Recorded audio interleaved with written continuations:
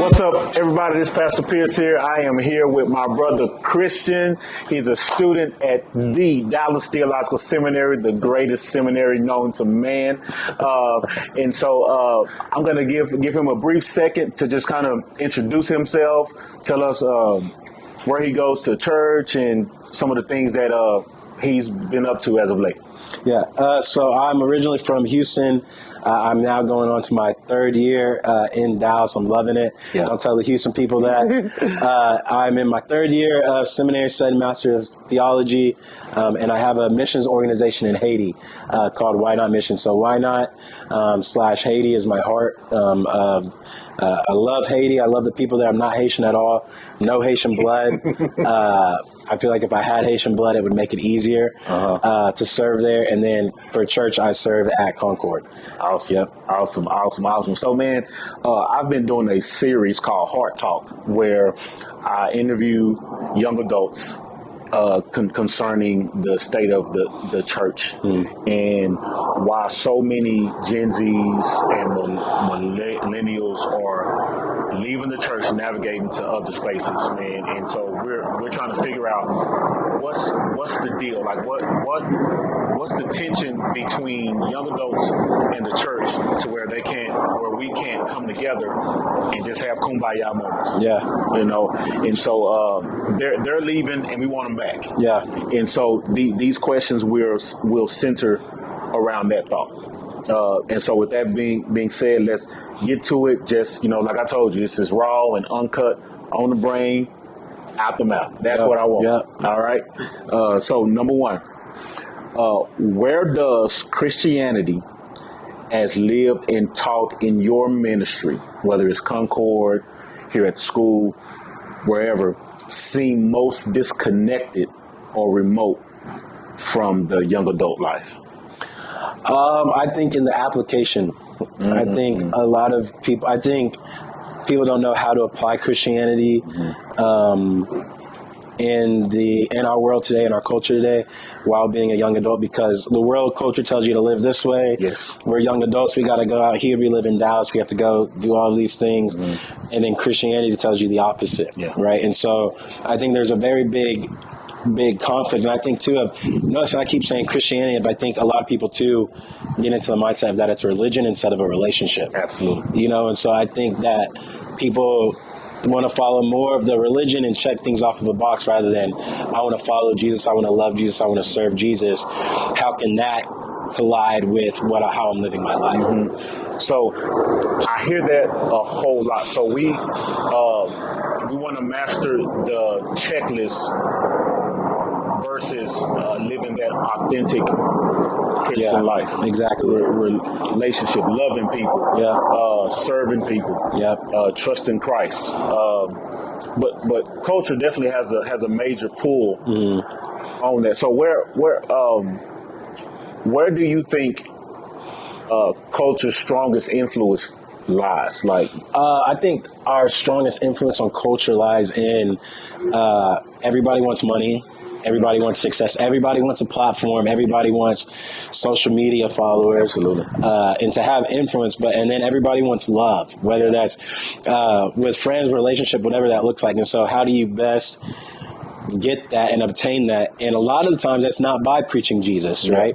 A lot of the times you're not going to get a lot of followers by saying, I love Jesus, I want to serve Jesus, let's follow Jesus. And so people sway away from that. And especially too in ministry, if you're in ministry for the right reasons, you're not going to make a lot of money in it. Will not. And so that's a fact. And so that goes against culture. We want money, we want to be self-gratifying instead of, if you're following Jesus, it's about serving him, loving him, and serving his people. Absolutely. Good stuff. So if your friends could identify someone currently alive as their hero, who would it be and why? Ooh, my friends could say a hero. It have to be probably an athlete, or probably a rapper. I don't know if that use hero, that they would use hero. That's a good question. I don't think it would be any church people, Christian people. And that's the root of the question. I don't think it would be that. But I think we separate them so much of here's the world, here's outside of the church, here's Christianity, here's the church. Yeah. And I think we even do that of, I'm going to do this Sunday and then I'm going to go do this after. Right. I'm going to go, I got to do this Bible study, but then I'm going to do this after. Yeah. But I was doing this right before and doing this right after. You know what I mean? Yeah. So it's, we don't know how to combine the two and move as one.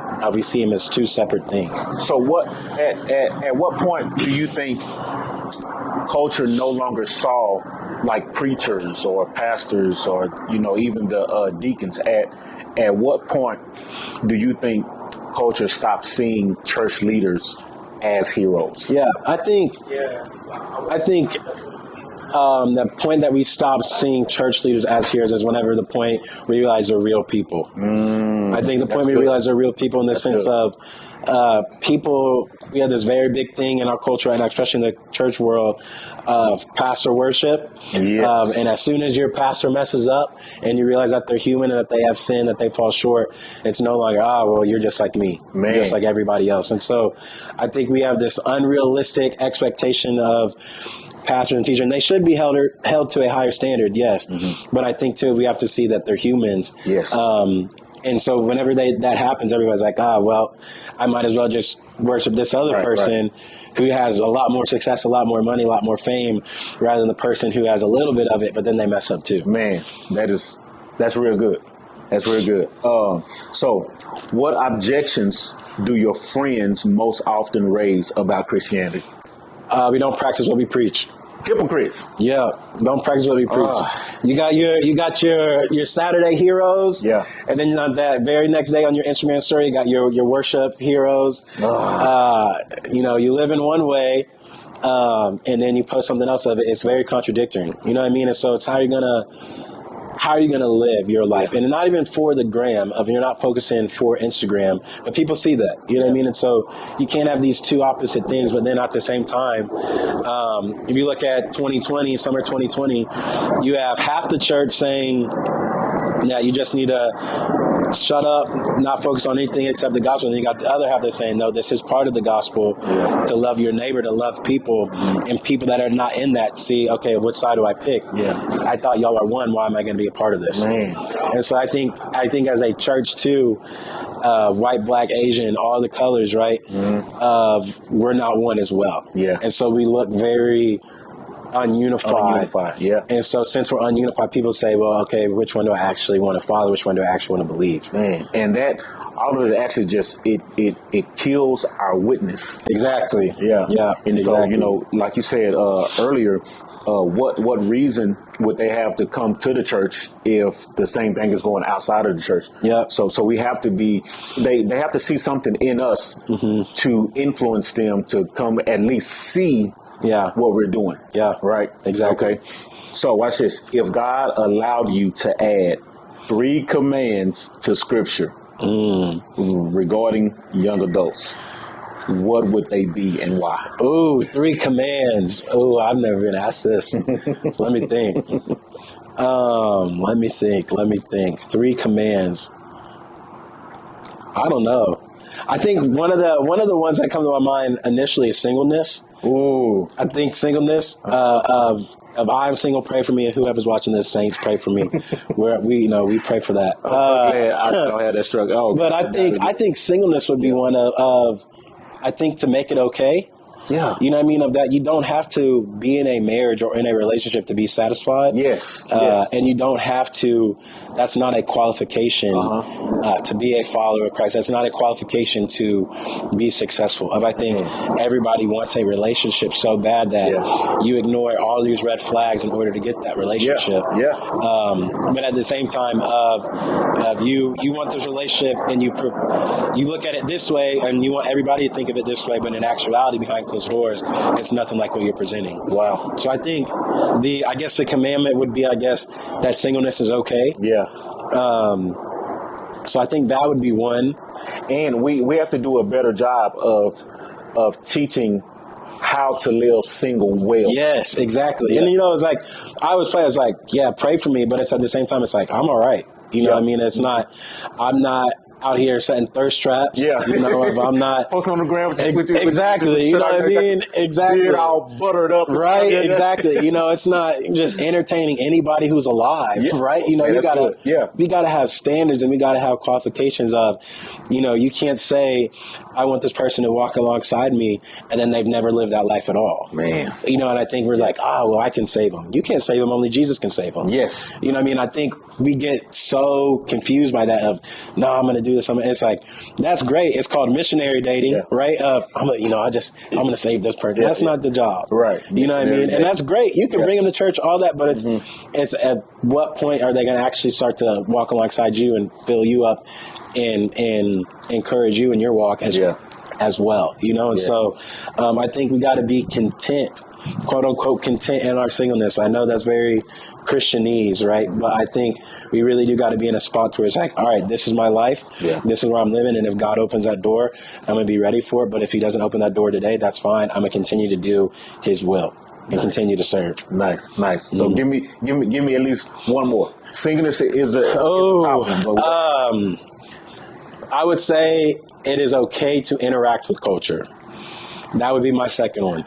Meaning, you have to, right? You have to. Meaning, I think another reason why young adults are so turned off by the church is because even though we, as followers of Christ, yes, we live differently, we can't live to a point that we can no longer interact with the world. Yeah. Right. And I'm not saying interact with the world where you be the world. Exactly. Right. To where you're sinning, doing the same things that they're doing, but you can interact, you can hang out with people, you can have conversations. You can't just be in these four walls and then expect people to come, and then you can't be in these four walls and not know at all what's going on in the world, and then expect to go out and minister and expect to go out and have conversations with people, think you're authentic. Yeah, because ultimately that's where the shift happens. Like if you're not engaging people, if you're not seeing what the needs are, et cetera, we miss out on a whole lot. Exactly. So, yeah. Exactly. Good stuff. So let's see. In what ways do you see the church fail to live out the gospel as you understand? I think loving our neighbor. That has to be the top one, right? Loving, that has to be. I think loving our neighbor, there's so many ways I could go. I think loving your neighbor here locally, loving your neighbor across the street, whether they're at a different church. And I think, too, churches compete against each other, and I think that's extremely why we compete against each other if we're on the same goal. So we compete against each other. We don't do that. And then I think, too, of how do we spend our money? I think. Oh, help me, please. I think how does the church spend our money? Of money's a blessing, that's great, but it's like you can also use that to bless others. You know what I mean? I saw one church here in Dallas, I won't say names, that had a helicopter fly in for Easter. I don't know how much the helicopter costs. That's probably a lot of money. It's like we could probably use those funds for a better way. Yeah. You know what I mean? Yeah. And I think, too, of really... I was in downtown a few weeks ago, and at the church, one of these churches, they had a bunch of homeless people just hanging out on the steps. And I took a picture because it was one of those of like, as a church, we should be doing something about that. Right. The door shouldn't be locked to the sense where they can't come and hang out. They can't come and be fed a meal or have like a program of, okay, how can we get this to where you now have a job or you have housing or something like that, and not even necessarily of giving people something, but teaching somebody something. That way they can then have it. You know what I mean? Give a man a fish, they're not hungry for a day. Right. Teach a man to fish, they're not hungry for a life. Never go home. You know what I mean? Yeah. So I think really of how we're developing people in that sense. Okay. Good stuff. Imagine life 10 years from now. How do you think your life will be better than or worse than the lives of the adults you know now? The adults. I would say, I would hope a lot of the adults I have now, I would hope my life mimics their life. In a sense of continuing to follow Jesus. Yeah. Of that, we're not promised anything in life as far as happiness, joy, everything like that. We're promised salvation aim and promise eternal hope with Christ, and anything that happens in between is not promised. That's good. You know what I mean? And so it's to say 10 years from now of I don't know what 10 years from now would look like, but I do hope that 10 years from now that I'm continuing to follow Jesus. I'm continuing to serve his people and expand the kingdom. And hopefully that's in a better spot. You know what I mean? It's like there's a lot of stuff that can happen between now and then. And so it's one of those of I hope that I can continue to be faithful to the call and faithful to loving Jesus in my capacity and in my life. So that says a lot, like about the people who are in your life. So if you want to mimic them and you want to live like they've lived, so they've paved the way for you to, basically pick up the torch and carry it. Yeah. So with that being said, how important is mentorship for young adults? Yeah, I think mentorship is probably our greatest thing that we can take advantage of. I think I have probably about 10 to 12 mentors right now that I try to meet with once a month. That's nice. And the reason I have so many is because they have so much wisdom, and I think I try to gain and take as much wisdom from them as I can. That way I can apply it to my life and ask questions. I think too, as young adults, we think we know everything, myself included, and we're very entitled, and we're embarrassed to ask for help, or we're embarrassed to ask for questions. But I think the minute that you can actually start to ask for help, ask for wisdom, ask for guidance, you start to develop yourself more, and you start to become more resourceful, and you start to actually become a better tool and asset for your business, for your life, for your wife, husband, whatever, because you're gaining more wisdom, right? And that you're starting to pick other people's brains. And so whether that means you're in a business or you're an entrepreneur, whatever that is, if there's somebody that you know is doing a really good job of that, swallow your pride, ask them, can I get lunch with you? Link with them. And then just start asking questions. Yeah. And a lot of the times, at least in my experience, all the mentors that I have loved it because they want to share it. They want to pass it on. And then there's some of them, too, that want to talk about themselves. That want to talk about how we got to this point. And so that's great. Yeah. I'll take it, too. So I think mentorship is huge. It's a key part to our development as a person. It's something, if you have the opportunity to take, we should take full advantage of it. Absolutely. Okay. So think young adult gifts, their passions. And so think about this. What insight, passion, or conviction do your friends have that you wish older Christians would take more seriously?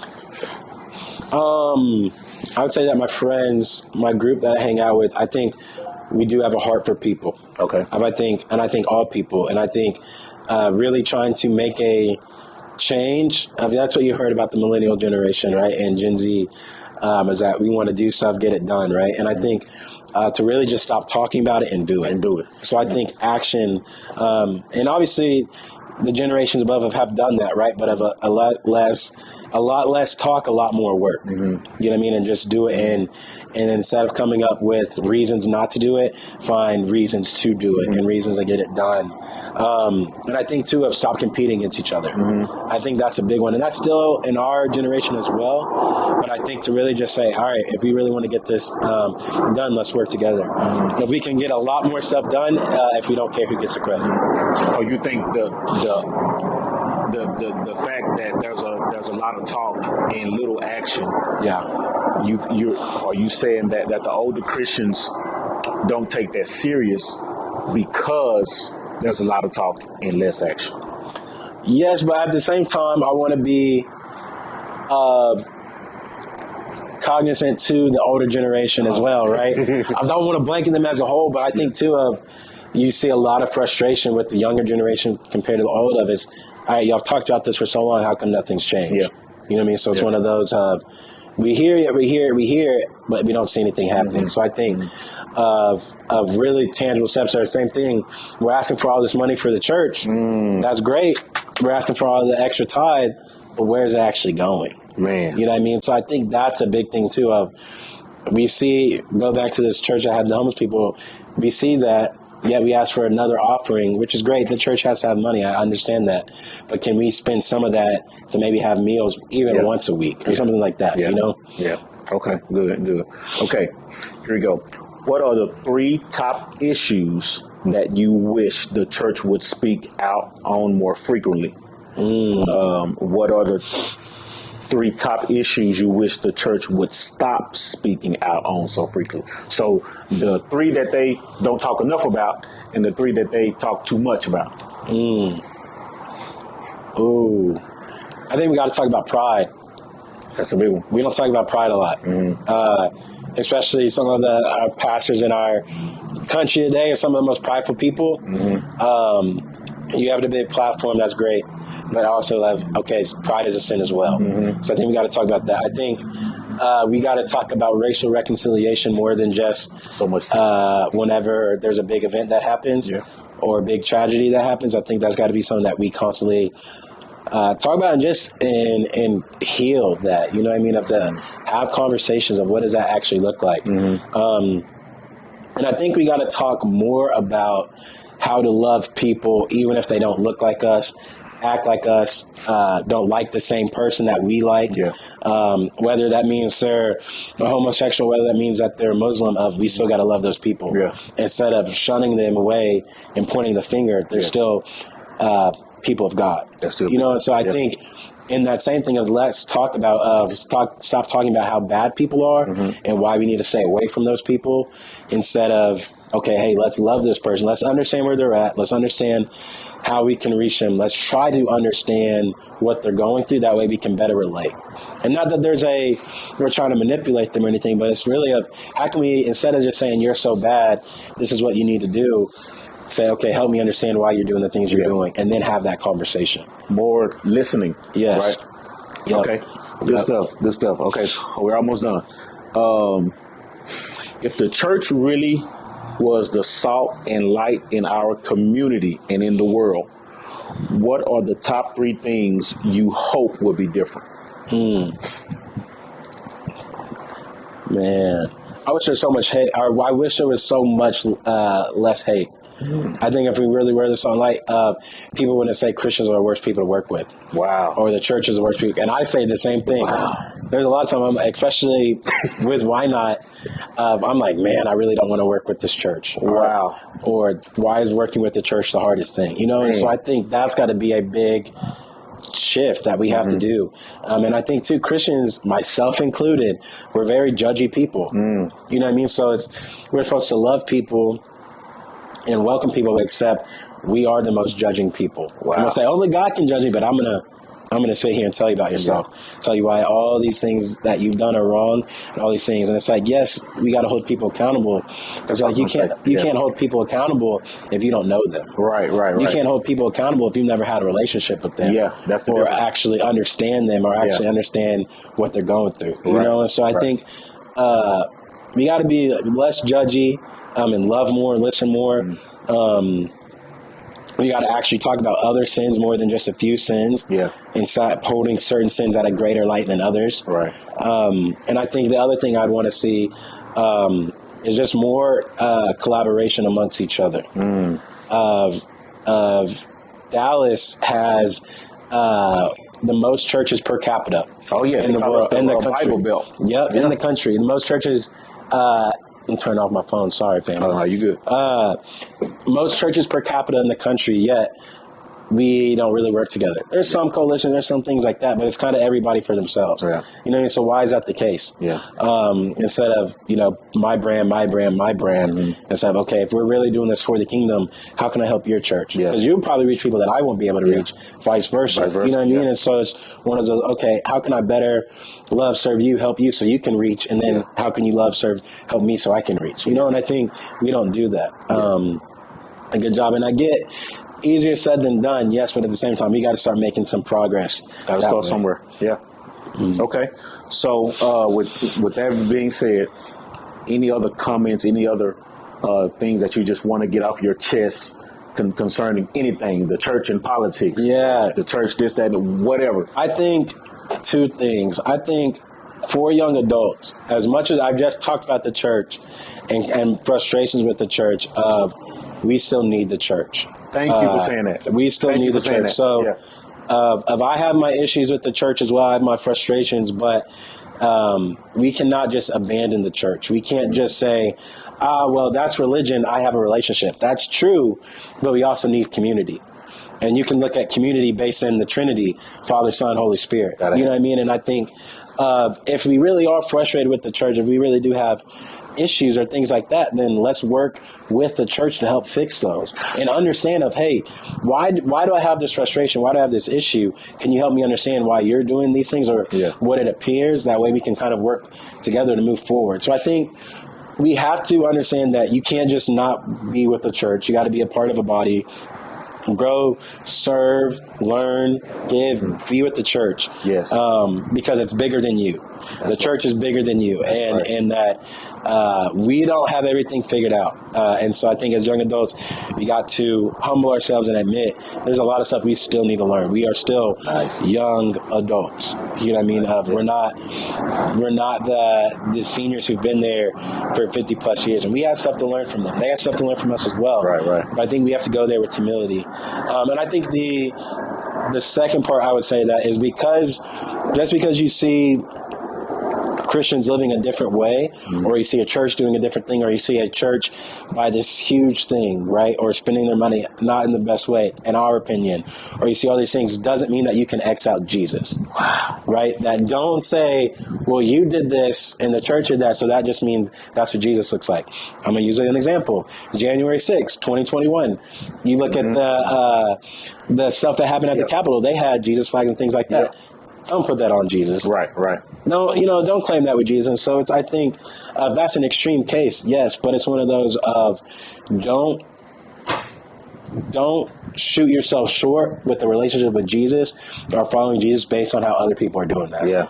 To really read the scriptures and to figure out, okay, what does Jesus actually look like? What are they actually doing? And then you find a church that aligns with that or the best of your ability. Yeah. And then you say, hey, this is what I see in the scriptures. How can we best live and serve like this? That way we can be more like what the text says. Yes. Good stuff, man. So listen, in closing, he said he wants the church to be the church. The church to be the church. Let the church be the church. We are the salt. We are the light of the earth.